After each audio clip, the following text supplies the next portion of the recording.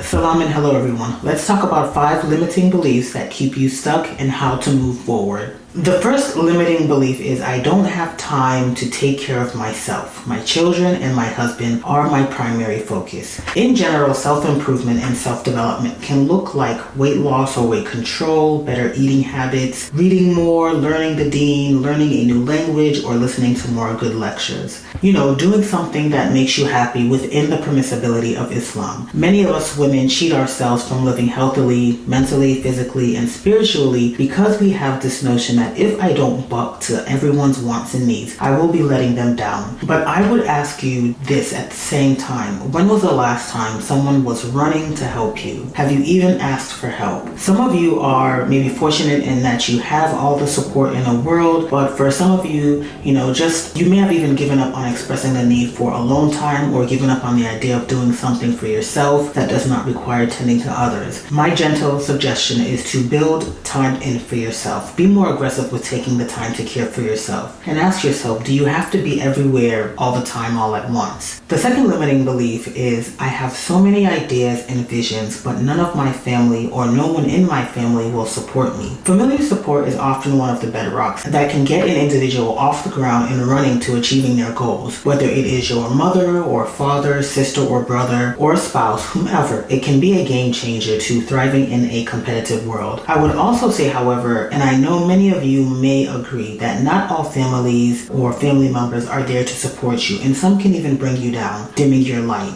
One of my questions to you is, if you have an unsupportive family, do you need to tell them your dreams and your goals? Sarah Blakely, the founder of $1 Billion Spanx, is quoted as saying with regards to her company, I made a conscious decision not to tell anyone in my life. Now I tell people, don't tell anyone your idea until you have invested enough of yourself in it that you are not going to turn back. When a person has an idea, at that conception moment, it is the most vulnerable. One negative comment could knock you off course. What she is saying here is gold, but even more impactful than this are beautiful words of the Quran, specifically Surah Yusuf, verse 4 through 6. Remember when Joseph said to his father, "Oh my dear father, indeed I dreamt of 11 stars and the sun and the moon. I saw them prostrating to me." He replied, "Oh my dear son, do not relate your visions to your brothers, or they will devise a plot against you. Surely Satan is a sworn enemy to humankind, and so will your Lord choose you, O Joseph, and teach you the interpretation of dreams, and perfect his favor upon you and the descendants of Jacob, just as he once perfected it upon your forefathers Abraham and Isaac. Surely your Lord is all-knowing, all-wise." The third limiting belief is the women in my life and around me have always struggled. Therefore, I was meant to struggle. I don't really need to focus on happiness. Delayed gratification is best. Why do we place ourselves or allow others to place us on this honorary struggle bus? What badge of honor is this? Many of us accept mistreatment, poor treatment, disrespect, and are told to have patience. Now, patience is a great characteristic, but not to your detriment. In order to change your conditions, actions are needed. Now, I am not saying revolt, but I am saying to take an introspective look at yourself, and if you are contributing to these generational mishaps that are recycled, reused, and pretty much worn out. And then what are you struggling for? Where is this bus headed? What is it that has got you thinking, yes, this is how it should be? That is where you may need to dive deeper, and of course, as I mentioned before, figuring out how you improve your condition. The fourth limiting belief is I am no sheikha, da'i, or ustada. Islam is too difficult to practice and understand. Islamic theology, or Aqidah, is rich in literature and research, and there is a constant wave of published material on Islam being produced. That being said, many of us may feel like, okay, we aren't as learned, so we have no right to discuss Islam, or that we will never grow in our understanding of Islam. But I would argue that we should speak, learn, and make room for growth, and that will include being corrected sometimes. One of the fears I had when coming to this platform and talking about certain topics of the Deen is that I would never want to steer someone astray or confuse someone. That is why I try my best to use literature, real books, real documents